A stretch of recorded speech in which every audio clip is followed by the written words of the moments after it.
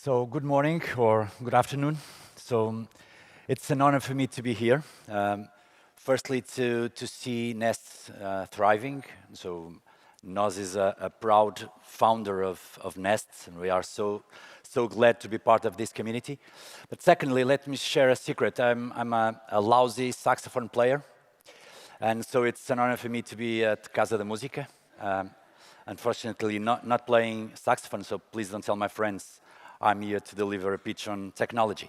So, as cartography, we may think that some of these technological trends are in the early days. And when we think technology is in the early days, we have time. So we think technology is something about the future, so we don't have the rush, the sense of urgency to grab the opportunity of those trends. Actually, we may think that we are just in the beginning of 5G takeoff, right? I mean, it's okay. I mean, 5G is the technology of the future, so we have to pay attention, to study, and one of these days to decide to incorporate that on the operations. We may think that computer vision, AR, VR, so the extended reality technologies are in the early days. So we'll have time, so let's pay attention to that, let's read some papers, and then eventually to incorporate that on our operations.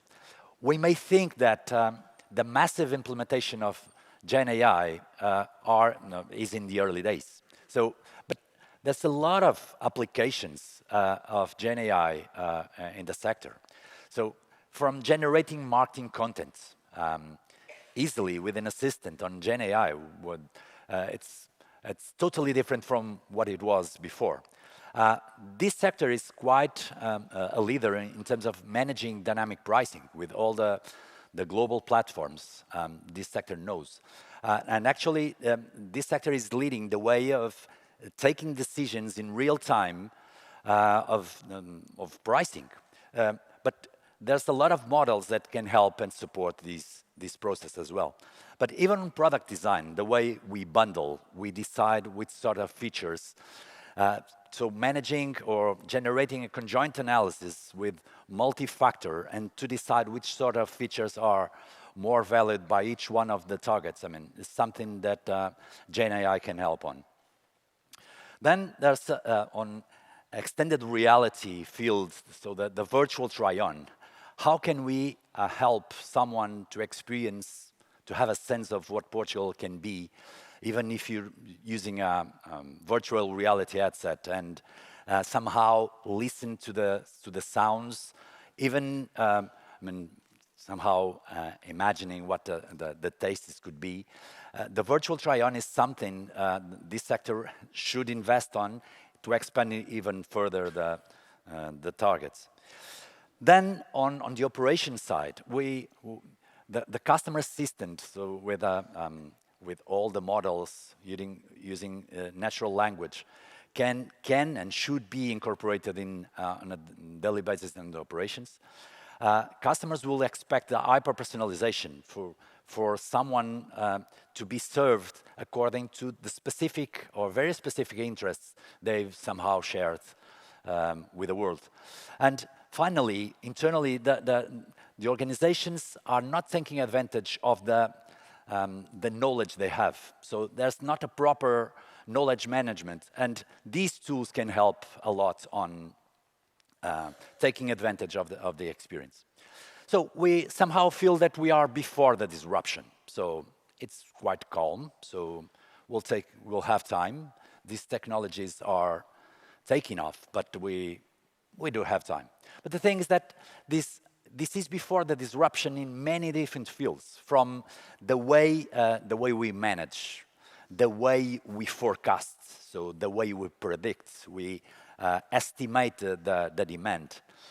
It's totally different the way we'll have a hint on, in deeper terms, on the knowledge of the different targets and individuals we will end up having as visitors.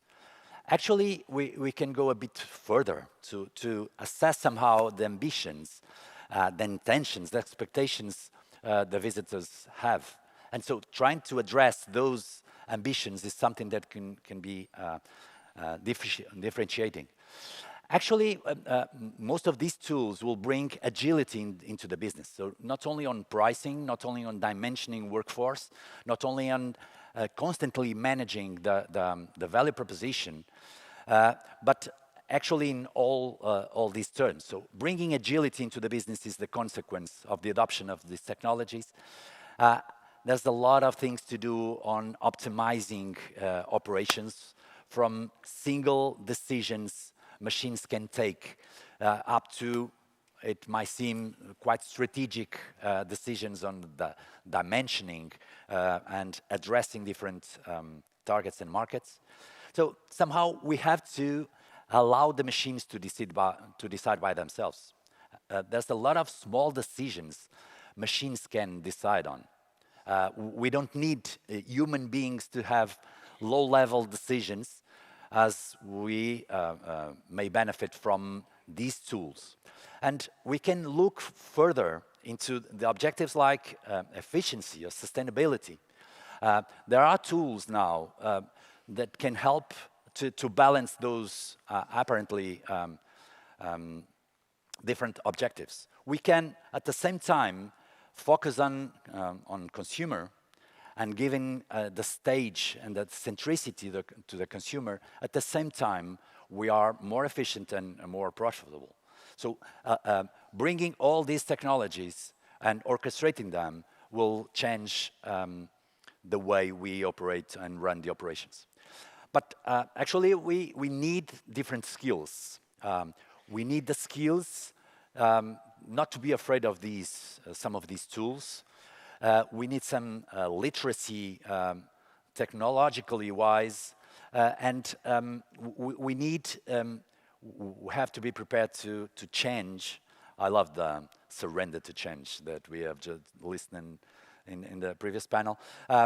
We have to change the skills we have, and we have to be prepared to leverage on the information that is generated by the different machines and systems. We have to go along a quite long journey from descriptive information to prescriptive. I really don't care about past sales or past occupancy rates. I really need to know how many people do I have to have at the reception in the next month, according to the predictions I have of the different markets, and according to the ratios of conversion of number of visitors into number of people at the reception. I need to move into small decisions that will free me from daily operations deep dive. This change will come with a small nudge. That is how I don't have to look into the past. I have to be prepared for the future decisions. And all those algorithms, those pieces are converging into this vision.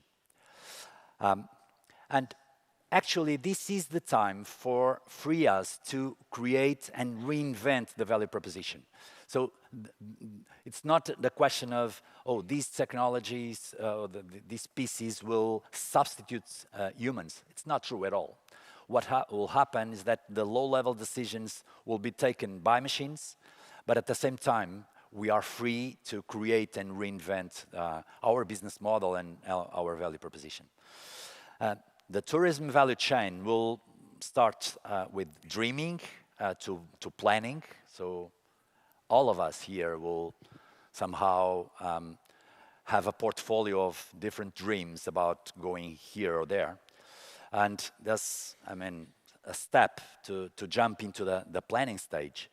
And then from booking to sharing, so from right after the experience, we can see that a lot of support from technology can be used. So for taking advantage of every single moment, of the experience of every single moment, till the way I have to share my experiences with my friends. Um, Again, a lot of technology will be embedded, and we should look at those opportunities to take advantage. So let's grab the opportunity, is my point. Let's grab the opportunity. Let's not be afraid of technology. Let's have the sense of urgency of something that will take time. So I'm not saying this is quite, it will have an instant effect, but it is a long journey. It will take, should be a step-by-step approach, but it will not end with 5G or Gen AI. And the mindset of incorporating, constantly incorporating technology is key for managing change. So feet on the ground, so let's not fly over these wonderful promises from the technology guys. Feet on the ground, eyes on the best in class. Who's doing best? Who's performing? Who's taking advantage of small of those pieces? Eyes on other verticals. There's a lot of things that that you can observe in industry or in health, in healthcare management, and if we not closed in our silo, if we look at the best cases in other verticals, I'm pretty sure will benefit and we'll incorporate that on our business model. So it is a long journey, with no doubt, but actually we are no longer in the early days. So it's a sort of a fallacy, because on one hand, yes, those things are, I mean, quite new, but on the other hand, that's a lot of companies and people taking advantage already of the opportunities the technology brings. So it is my pitch. Thank you very much. Fortunately,